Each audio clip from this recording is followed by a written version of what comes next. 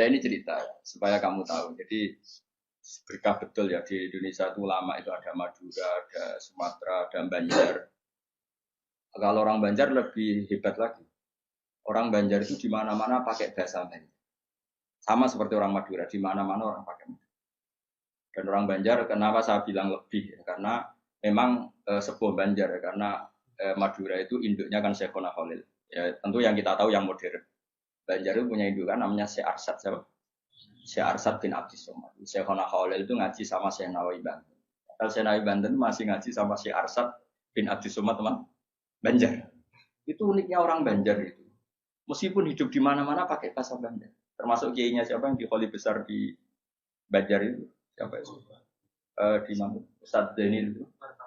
Enggak, kampungnya apa? Ijen. Sekumpul ya. Itu ngajinya di Bangil. Kamu kira ngajinya di mana? Ngajinya di Mbah Zaini itu ngajinya di Bangil. Tapi jangan kira sama orang Jawa enggak, sama orang Banjar. Ngajinya di Bangil. Dan kiainya ya orang Bangil, tapi beliau orang Banjar. Mucalnya ya pakai bahasa. Sehingga orang Bangil enggak bisa ngaji sama kiai itu karena ini bahasa apa itu? Jadi sudah hidup di Bangil itu tetap pakai bahasa. Kalau kita kan Islam Nusantara, jadi iya, kayak, nah ini penting saya utarakan. Karena apa? Semakin lama itu orang, nah terus ini gitu ya. Saya ini kan baca kitab banyak sekali. Itu tadi saya sudah buktikan sholat sudah ada 5 mungkin. Tak teruskan. Ketika Nabi mau kabundut, dia udah susah. Itu dibuka jendela. Itu Nabi masih di dalam. Buka jendela. Ketika melihat orang sholat itu langsung sehat. Ternyata ketika beliau sakit, orang semua di masjid tetap sholat. Masyhur kenangannya Aisyah, kenangan Sayyidah Fatimah. Fastana rawajjuh wasur rawajjuh. Nabi baru nggak sholat berdoa, semua nangis pot. Ternyata aku sukses jadi Nabi, wah bersolat. Semua nangis pot. Padahal beliau sakit. Sudah usi barok, sudah pakai belenggu. Sudah di kepalanya sudah diasbu, sudah dimaksud. Akhirnya apa? Nabi minta Cong aku gandeng, ben iso sholat, terus dipapa itu Sayyidina Ali bin Fadl itu saudaranya Abdul bin Abbas, Fadl bin Abbas. Nabi yuhada bin Rajulaini dipapa Fadl ke Ali. Kemudian ikut sholat, ikut jamaah masyhur. Terus akhirnya Abu Bakar mundur, kemudian Nabi imam. Lagi-lagi Nabi bunganya itu krono sholat.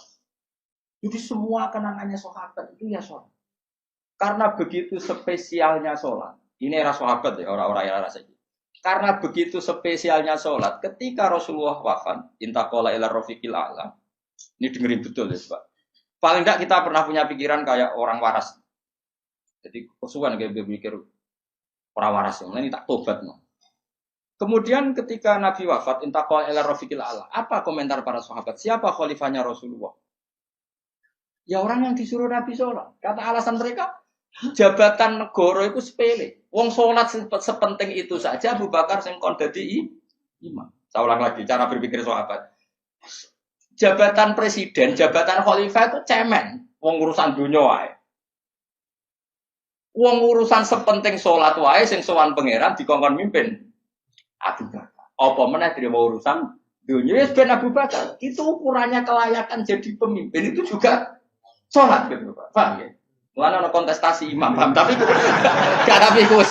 Akal-akalan zaman modern itu akal-akalan iki cerita. Mulane tak koi iku zaman sahabat terus akiasno.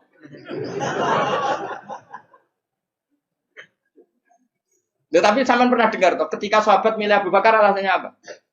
Karena Abu Bakar ditunjuk ngimami sholat. Terus pikiran mereka sholat sepenting itu saja oleh Rasulullah diridakno dipimpin Abu Bakar. Dia sudah khalifah Abu Bakar. Kayak apa urgensinya sholat sampai semuanya rujukan.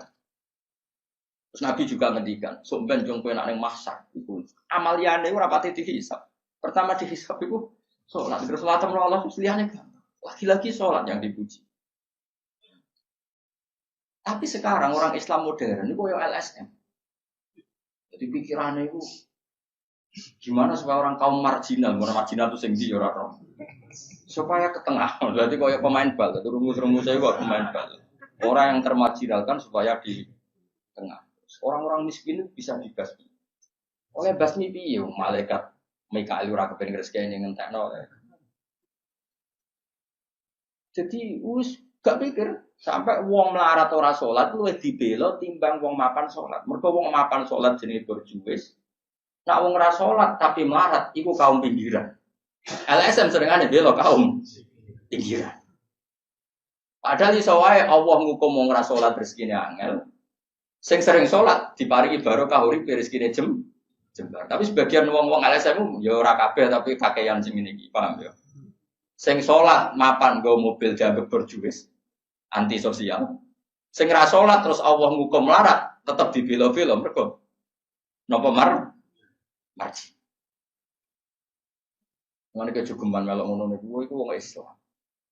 Jogeman iso wae dekne melarat mergo uripe boros. Di dhuwit sithik dienggo narkoba, di dhuwit sithik nggo bokeng wong wedok, terus melarat. Bareng melarat, berhubung melarat tetep mbok bela mati-matian. Tapi tak koki pangeran itu piye? Aku tak hukum malah mbok bela piye.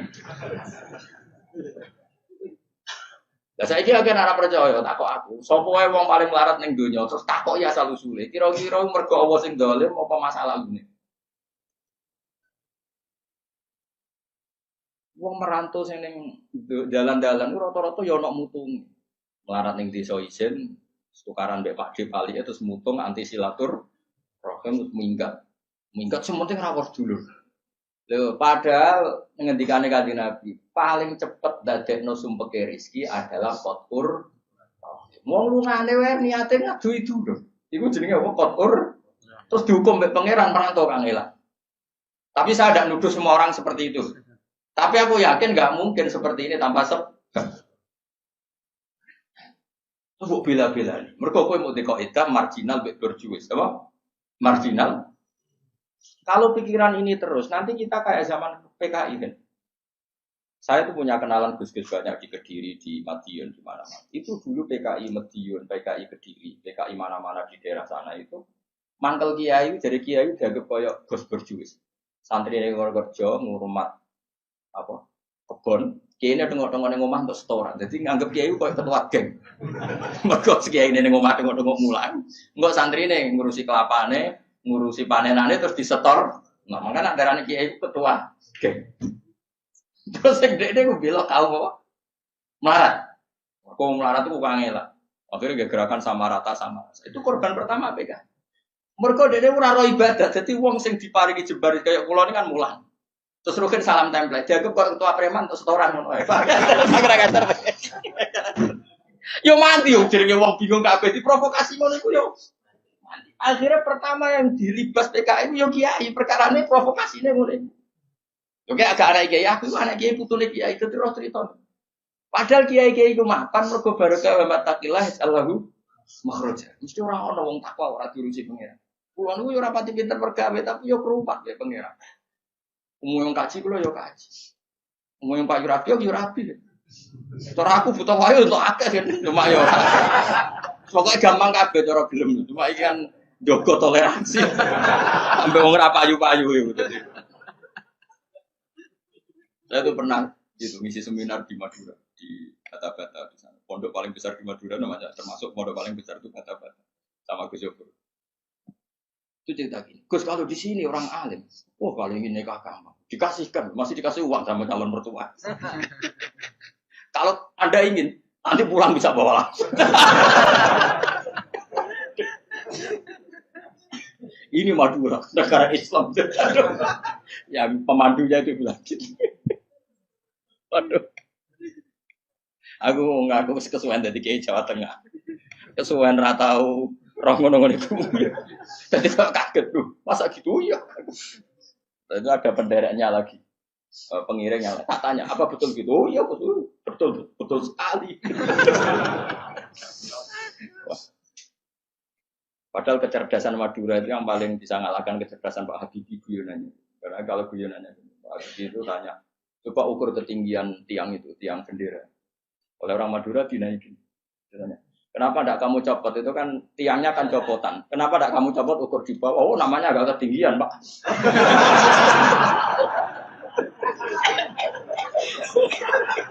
Makanya gue nanya, Ya itu guyonan. Habibie itu belum pernah debat kalah kecuali ngadu